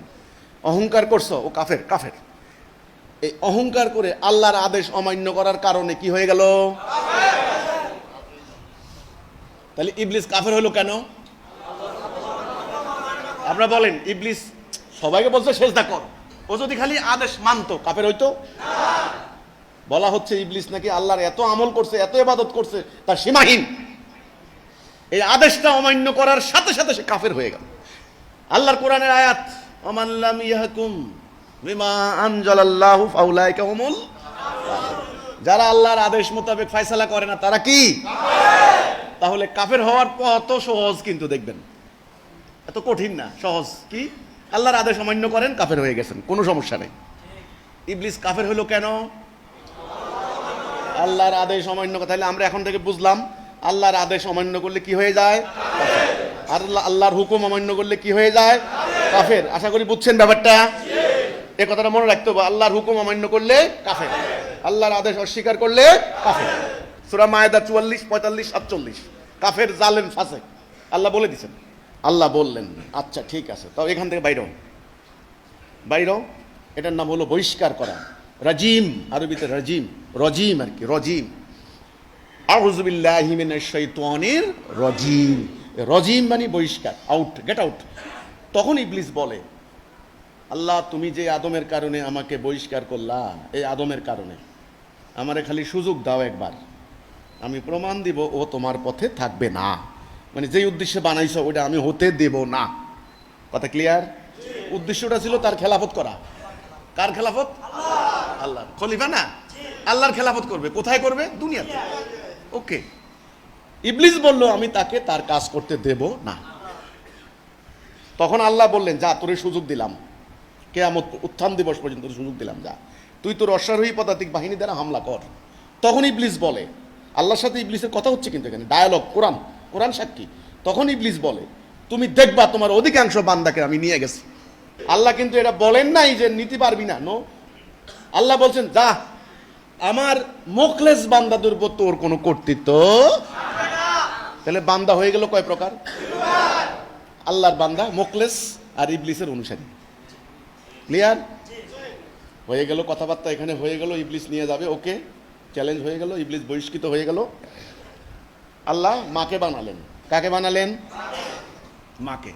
বাবা মা দুইজন, মানে পরিবার পরিকল্পনা শুরু হলো।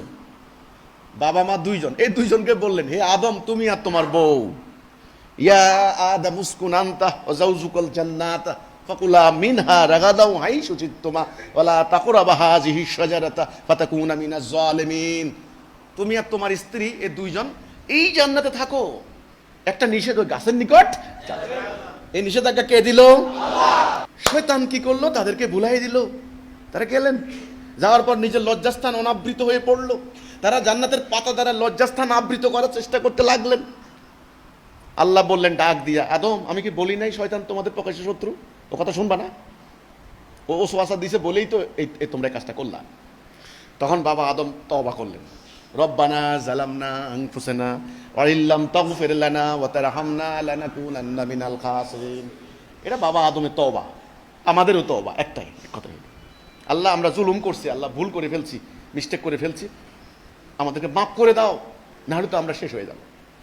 তখন আল্লাহ বললেন আদম তুমি আর তোমার স্ত্রী তোমরা আর এখানে ওখানে চলে যাও। কোথায়? দুনিয়াতে। ওখানে বংশ বৃদ্ধি করো। কি করো? এই বংশ বৃদ্ধি মানে আমরা বনি আদম, আমরা আদম না, আমরা বনি আদম। আমার পক্ষ থেকে হেদায়া আসবে। বাবা আদম তো টেনশনে পড়ে গেছেন, ইবলিস তো যা কাজ করছে শেষ, আমার সন্তানদের কি অবস্থা হবে? এখন তো আমার বংশ আসবে, আমার সন্তানদের কি অবস্থা হবে? তাদের জন্য তো ইবলিস লাগা আছে, এই শয়তান তো লাগা আছে। তখন আল্লাহ বললেন ফাইম্মা ইয়াতিয়ান্নাকুম মিন্নি হুদা ফামান তাবিআ হুদায়া ফালা খাউফুন আলাইহিম ওয়ালা হুম ইয়াহজানুন। আমার পক্ষ থেকে হেদায়া আসবে। কার পক্ষ থেকে? হেদায়া শব্দটা কি? হেদায়া কয় না কথায় কথা, আল্লাহ তোর হেদায়েত দিক কয় না? এই হেদায়া শব্দটা হলো সঠিক পথ। হেদায়া অর্থ কি? পথ কয় প্রকার? এখন থেকে মনে রাখবেন, দুনিয়াতে যে আমরা আসলাম আমাদের সামনে রাস্তা দুইটা। রাস্তা কয়টা? পথ কয়টা? একটা পথ কে দিবেন? আল্লাহ, এটার নাম সিরাতাল মুস্তাকিম। আরেকটা হলো দলালা, এটার নাম, এই পথটা নির্মাণ করবে ইবলিস। এই আমার এই হাতের নাম কি? ডান। এই হাতের নাম বাম। ডাইন বাম মানে কি? ডাইন বাম মানে এটা একটা রূপক অর্থ, মানে আপনার সামনে দুটো বিষয় থাকবে, এটা রং কি? এটা তো আসলে রং বলে না, সাদা কোনো রং না, তুমি আমি বোঝানোর জন্য বললাম যে এটা হলো সাদা আর এটা কি কালা। সাদা কালা বুঝতেছেন তো নাকি? তাহলে ডাইন বাম, সত্য মিথ্যা, ন্যায় অন্যায়। হুকুম কয়টা হবে? দুইটা, আল্লাহর হুকুম, ইবলিসের হুকুম। আপনি কোনটা মানবেন আপনার ব্যাপার। আপনার স্বাধীনতা দেওয়া হয়েছে, এই দুনিয়াতে আপনি স্বাধীন, কিচ্ছু বলবেন না আপনাকে কেউ। আপনার চিন্তার স্বাধীনতা, দৃষ্টির স্বাধীনতা, শ্রবণ শক্তির স্বাধীনতা, হৃদয়ের স্বাধীনতা, কথা বলার স্বাধীনতা। আপনি গালাগালি করবেন না কি করবেন, আপ টু ইউ। ওই যে পরীক্ষার হলে পোলাপাইন পরীক্ষাতে ঢুকে না 3 ঘন্টা, কয় ঘন্টা? কাগজ দেয়, কলম দেয়, পরীক্ষার জন্য যাবতীয় ব্যবস্থা করে দেয়, কিছু বলে কেউ? খাতার মধ্যে গালাগালি করবেন না সাদা কাগজ জমা দিবেন না সঠিক অ্যান্সার দিবেন আপনার ব্যাপার। তবে হাসবেন না কাঁদবেন, প্রমাণ হবে ফলাফল ঘোষণার দিন। তাহলে আমাদের এই জীবনটা পুরাটাই একটা পরীক্ষার হল। এটা পার্মানেন্ট বাড়ি নয়, সম্পূর্ণরূপে ভোগ বিলাস করে জীবন পার করার জন্য নয়। এটা পরীক্ষার জায়গা। কিসের জায়গা? এখানে একদিকে আল্লাহর হুকুম, একদিকে ন্যায় অন্যায়, দুইটা রাস্তা, সিরাতুল মুস্তাকিম দলালা। কোন দিকে যাব আমার সিদ্ধান্ত। আমি মাঝখানে। যদি আমি এদিকে যাই এর একটা ফল আছে, যদি আমি এদিকে যাই এর একটা ফল আছে। তাহলে রাস্তা কয়টা? দুইটা, আল্লাহর রাস্তা, ইবলিসের রাস্তা। মানুষ দুই প্রকার, সূরা তাগাবুন 2 নম্বর আয়াত। মানুষ কয় প্রকার? 2 প্রকার। এক দলের নাম মোমেন, আরেক দলের নাম কাফের। মোমেনের অভিভাবক কে? আর কাফের অভিভাবক কে? ইবলিস। কথা পরিষ্কার হলো কিনা? তাইলে সমাজও 2 রকম হবে, শান্তি। এখন আপনারা বলেন তো দেখি, পুরো মানব জাতি কি এই রাস্তায় নাকি ওই রাস্তায়? পুরো মানব জাতি আনুগত্য করছে কাকে? আল্লাহকে না ইবলিসকে? তো পুরো মানব জাতি কোথায় যাবে বলেন তো দেখি? এই কুমিল্লা বিশ্ব রোডে যখন পদুয়ার বাজারে এখানে দাঁড়াবেন, দেখবেন একটা রোড গেছে এদিকে, একটা রোড গেছে এদিকে। আপনাকে যদি কেউ প্রশ্ন করে যে আপনি কোথায় যাবেন, বললো ধরেন আপনি চাঁদপুর থেকে আসছেন, বলে আমি ঢাকায় যাব, রাজধানীতে আমার একটা কাজ আছে, আমি ঢাকায় যাব, আমার উদ্দেশ্য পাসপোর্ট টাসপোর্ট বানাইতে হবে, আমি ঢাকায় যাব। কেউ যদি আপনাকে বলে যে হ্যাঁ আপনি ঢাকায় যাবেন, তো এদিকে যান। এই যে আপনি যাওয়া শুরু করলেন, আপনি তো খুব খুশি, বাসে উঠে দিলেন ঘুম, আপনার টাইম যাচ্ছে, টাকা যাচ্ছে, সময় যাচ্ছে, আপনি মনে মনে খুব খুশি আপনি ঢাকা যাচ্ছেন। কিন্তু 8 ঘন্টা পরে দেখা গেল আপনি চট্টগ্রাম এসে পড়ছেন। আপনাকে নিয়তে ভুল ছিল, টাইম গেছে না? সমস্যাটা কোথায় হয়েছে? রাস্তা ভুল, ডাইরেকশন ভুল, রাস্তা ভুল। এই সঠিক রাস্তার নাম হেদায়া। জান্নাতে যাইতে হলে কি লাগবে? হেদায়া, সঠিক রাস্তা। আমল পরে, হেদায়া আগে, আমল পরে। এই যে পুরো রাস্তা গেলেন, এটার নাম আমল। কিন্তু পদুয়ার বাজার যদি আপনি সিদ্ধান্তে ভুল করেন, চিরজীবন আপনি ভুল দিকে যাবেন। আমল আগে না হেদায়া আগে? আগে হেদায়া, আগে সঠিক পথ। এই যে মানুষগুলি হায় রে হায়, ওই বললাম না, আজকে পীরের মাজারে, কালকে ওই পীরের মাজারে, আজকে এখানে কালকে ওখানে যাচ্ছে, হতাশ হয়ে যাচ্ছে। ভুল পথ। আল্লাহর দিকে যাওয়ার পথ কয়টা হবে? একটা। এটা সিরাতুল মুস্তাকিম। কথা মনে রাখতে হবে। কিন্তু ইবলিস এই পথের ডাইনে বামে উৎপেতে বসে থাকবে, এখান থেকে খাপলে মেরে তার দিকে নিয়ে যাবে। ইবলিস চায় তার আনুগত্য করেন, আল্লাহ চান বান্দা আমার আনুগত্য করুক। আনুগত্য দুইটা হবে, আল্লাহর আনুগত্য, ইবলিসের আনুগত্য। এখন বলেন পুরো মানব জাতি সঠিক পথে আছে না ভুল পথে? এখন কি আপনারা ভুল পথ থেকে এই সঠিক পথে আসতে চান কিনা? এই হচ্ছে কথাটা। আশা করি ইমানের অর্থ বুঝলেন। তাহলে আমি এখানে একটু বুঝলাম, বলি। মানুষ পৃথিবীতে আল্লাহর খলিফা। কার খলিফা? মানুষের মূল কর্তব্য হচ্ছে, মানুষের মূল ইবাদত হচ্ছে এই দুনিয়াতে আল্লাহর খেলাফত করা। ক্লিয়ার? কারণ আসমান, জমিন, গ্রহ, নক্ষত্র, বৃক্ষরাজি, তরুলতা, পর্বতমালা, এই যে মেঘমালা, বৃষ্টি, পক্ষীকুল, মৎস্যকুল, সব সৃষ্টি করছেন আল্লাহ। তাহলে আনুগত্য পাওয়ার হকদার তিনি, আল্লাহ। তাহলে মানুষের কর্তব্য হচ্ছে দুনিয়াতে আল্লাহর খেলাফত। মানুষ যেন আল্লাহর খেলাফত করতে না পারে, ইনস্টিগেট করবে কে? ইবলিস। যদি মানুষ আল্লাহর খেলাফত করে, তাহলে মানুষ তার আসল ইবাদত করলো। এই ফ্যানকে বানানো হয়েছে কিসের জন্য? বাতাস দেওয়াই তার ফ্যানের মূল ইবাদত। তো মানুষ যদি আল্লাহর খেলাফত করে তবে মানুষ শান্তিতে থাকবে। এই শান্তির নাম ইসলাম। ইন্নাদ দীনা ইনদাল্লাহিল ইসলাম। আল্লাহর নিকট দিন একমাত্র ইসলাম। তাহলে আল্লাহ কি চান? শান্তি। আর ইবলিস কি চায়? আল্লাহ চান ঐক্য, আর ইবলিস চায় অনৈক্য। আল্লাহ চান মানুষের মানবতা, আর ইবলিস চায় পাশবিকতা। এখন আপনারা আল্লাহকে বিজয় করবেন না ইবলিসকে বিজয় করবেন? আপনারা দুনিয়াতে আপনারা কি চান? আল্লাহ বিজয় হোক না ইবলিস বিজয় হোক? আপনারা কি আল্লাহর খেলাফত করতে চান কিনা? ওকে, সেজন্যই আপনাদেরকে ঈমান আনতে হবে। লা ইলাহা ইল্লাল্লাহ। আল্লাহর হুকুম ছাড়া কারো হুকুম মানবো না। তাহলে আল্লাহর খেলাফত করা হবে আল্লাহর হুকুম মানার মধ্য দিয়ে। এখন আশা করি প্রশ্নটা উত্তর পেয়ে গেছেন। ঈমান কেন আনবো? প্রশ্ন করছিলাম না? এখন বলেন তো ঈমান কেন আনবো? আল্লাহকে একমাত্র ইলাহ কেন মানবো? মানবো এই জন্য, আল্লাহকে একমাত্র ইলাহ হিসেবে না মানলে ইবলিস পরাজিত হবে না। ওই যে চ্যালেঞ্জ হইলো, পরাজিত হবে না। অর্থাৎ দুনিয়াতে অশান্তি লেগেই থাকবে। অর্থনৈতিক অফিসার কেউ বন্ধ করতে পারবে না, চুরি ডাকাতি কেউ বন্ধ করতে পারবে না। একটা মাত্র উপায় আছে, সেটা হলো একমাত্র আল্লাহর হুকুম মেনে নিলে, আর সেটাই হবে আল্লাহর খেলাফত করা। এখন আশা করি আপনারা বুঝতে পারছেন যে আসলে পুরো মানব জাতি আল্লাহর খেলাফত বাদ দিয়েছে। এখন আসুন, আমার কথা হচ্ছে, আপনারা যেহেতু সিদ্ধান্ত নিয়েছেন রাস্তা দুইটা, আমরা ডাইন পথে চলবো, আমরা জান্নাতের, এই পথের শেষ মাথা জান্নাত, ওই পথের শেষ মাথা জাহান্নাম। আশা করি জাহান্নাম যেতে কেউ চান না। আলহামদুলিল্লাহ, আল্লাহর শুকর, আল্লাহর শুকর, আমরা জান্নাতের পথ পেয়ে গেছি, আমরা মুক্তির পথ পেয়ে গেছি, আমরা হেদায়েতের পথ পাইছি। আপনাদের কাছে এই হেদায়েতের দিকে ডাক দিচ্ছি। এটাই জান্নাতের পথ। আমাদের আর কোনো স্বার্থ নাই, আর কোনো উদ্দেশ্য নেই। আমরা কোনো রাজনীতিও করছি না যে আগামীতে ভোট দেন আমাদেরকে। নো, আমরা চাই আল্লাহর দিনটাকে প্রতিষ্ঠা করতে। এই কথাটা বলার জন্য আমাদের উপর হামলা হয়েছে। এটা আমাদের বাড়ি, এখানে হামলা হয়েছে, এখানে দুইটা ভাইকে হত্যা করেছে জবাই করে এই ধর্ম ব্যবসায়ীরা। আমরা বলেছি যে ধর্মের নামে বিনিময় নিবা না, বিনিময় নেওয়া নিষেধ। তারা এই কথাটা টুইস্ট করে সাধারণ মানুষের ভিতরে প্রচার করছে কি আমরা নাকি খ্রিস্টান হয়ে গেছি গা। আজকে আপনারা এই সত্যটা পেয়ে গেলেন। আমরা পথহারা ছিলাম, গোমরাহ ছিলাম, সত্য কি জানতাম না, মানে পথহারা। এই আমরা ওই পথে ছিলাম। আল্লাহর এক প্রিয় বান্দার উসিলায় আমরা হেদায়েতের সন্ধান পেয়েছি। এখন আমরা আল্লাহর সাথে অঙ্গীকার করেছি, লা ইলাহা ইল্লাল্লাহ মুহাম্মাদুর রাসূলুল্লাহ। আল্লাহ এবং তার রসুল যে সিদ্ধান্ত নিয়েছেন আমরা আর কারো হুকুম মানবো না। আমরা ওই রাস্তা বাদ দিয়ে আমরা এই রাস্তা ধরেছি। আমরা মনে করি ইনশাআল্লাহ যদি আমরা মৃত্যু পর্যন্ত এই পথে অটল থাকতে পারি তাহলে আল্লাহ আমাদের সমস্ত গুনাহ মাফ করে দেবেন। আমি আপনাদেরকে আহ্বান করব, এই হেদায়েতের পথে আসুন, মুক্তির পথে আসুন। এটাই হলো হেদায়া, এটাই হলো জান্নাতের পথ। আজকে মানব জাতি এই হেদায়েতের মধ্যে নাই। এই পর্ব আমার আলোচনা, আশা করি মানুষ সৃষ্টির উদ্দেশ্য পরিষ্কার হলো, আল্লাহর খেলাফত করা। ঈমান আর আকীদা পরিষ্কার হয়ে গেল।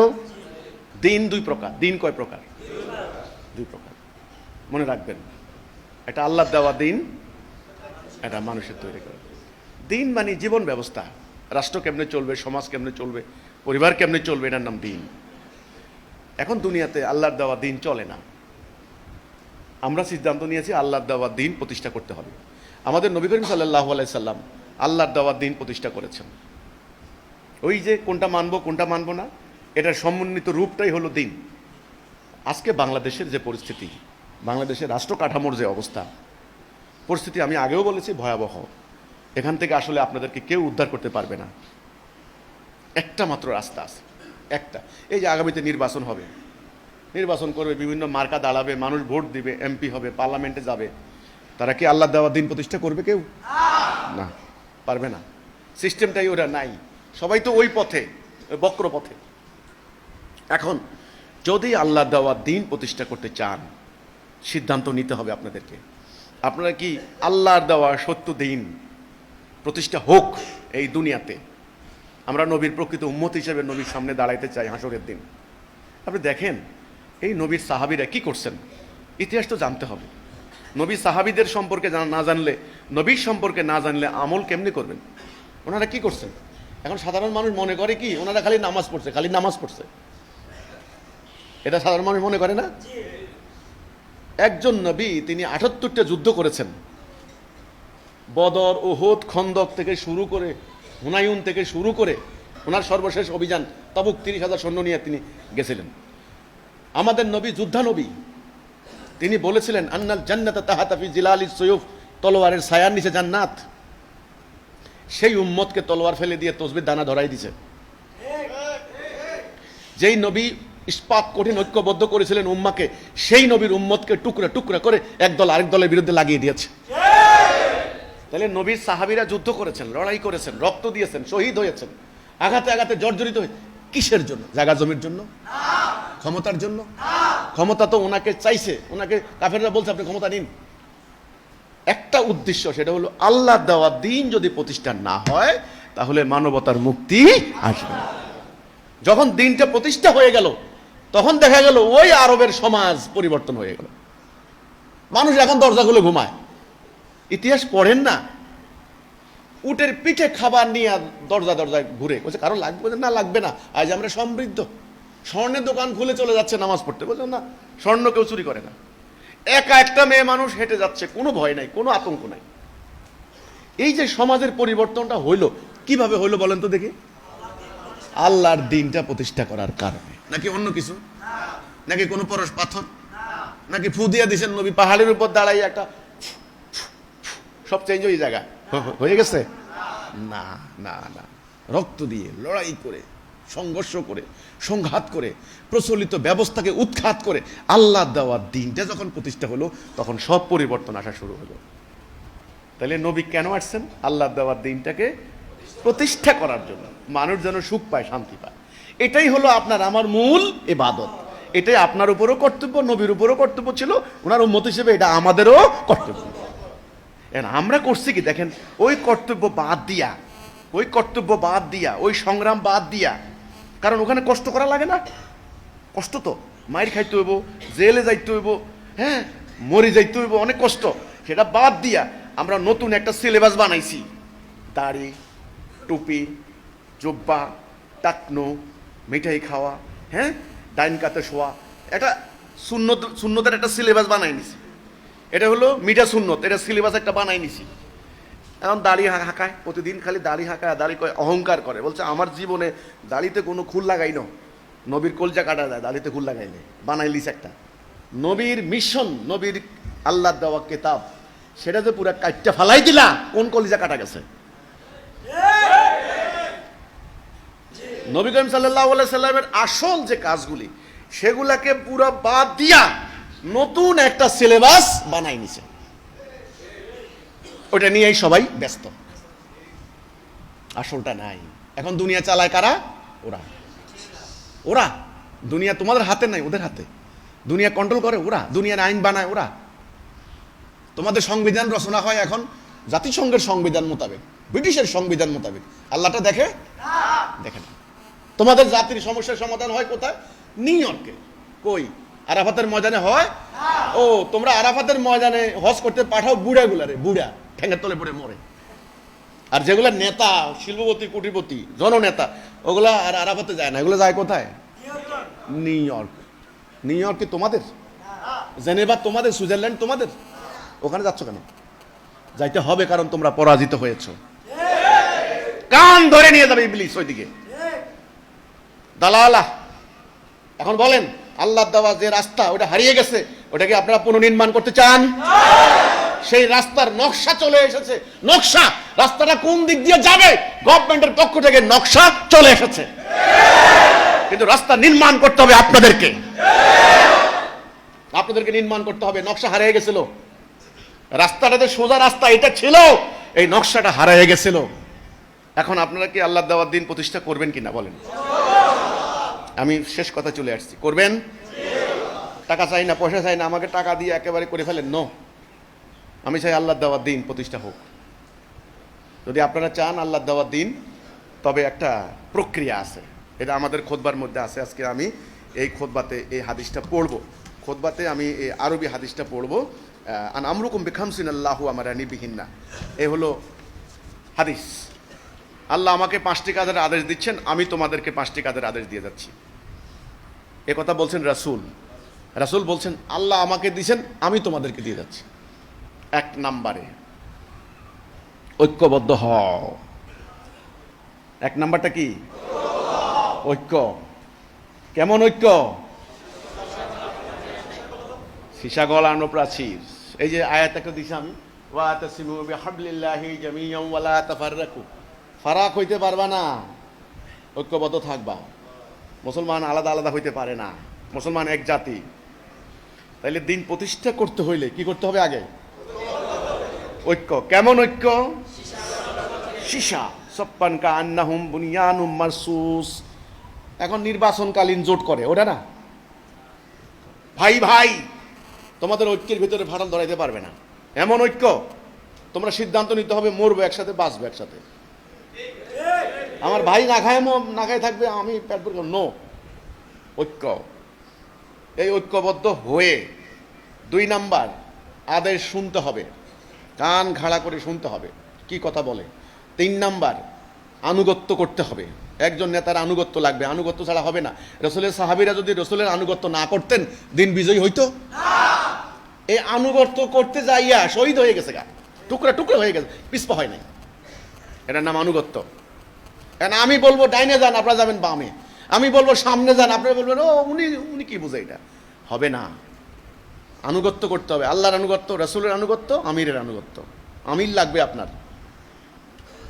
তাইলে 3 নাম্বারটা কি? আনুগত্য। 4 নাম্বার হিজরত, হিজরত মানে আলাদা হওয়া। 5 নাম্বার জান মাল দিয়ে জিহাদ। পবিত্র কোরআনে 6 থেকে 700 আয়াত আছে জিহাদের। রোজার আয়াত আছে 2-3 খান। কুতিবা আলাইকুমুস সিয়াম, তোমাদের জন্য রোজা ফরজ করে দিলাম। সারা বছর রোজা নিয়ে তাড়াতাড়ি এত হুলস্থুল, কিন্তু আল্লাহ যে বললেন কুতিবা আলাইকুমুল কিতাল, তোমাদের জন্য যুদ্ধ ফরজ করে দিলাম, ওইটা তো কেউ কয় না। তাহলে আংশিক বললো, আংশিক বললো না। কোন অংশটা বললো না? হ্যাঁ, যে অংশটা বললে মায়ের খাওয়ার সম্ভাবনা, ক্ষয়ক্ষতির সম্ভাবনা, রক্ত ঝরার সম্ভাবনা, ওটা বাদ দিয়েছে। শুরুতে বলছিলাম না কিছু বাদ দিছে, এই যে একটা বললাম কুতিবা আলাইকুমুস সিয়াম, তোমাদের জন্য রোজা ফরজ করে দিলাম। এটা তো সব হুজুরই কয়, রেডিওতে কয়, টেলিভিশনে কয়, পত্রিকায়। রোজার মাস আসলে বোঝা যায় যে রোজা আইতে আছে।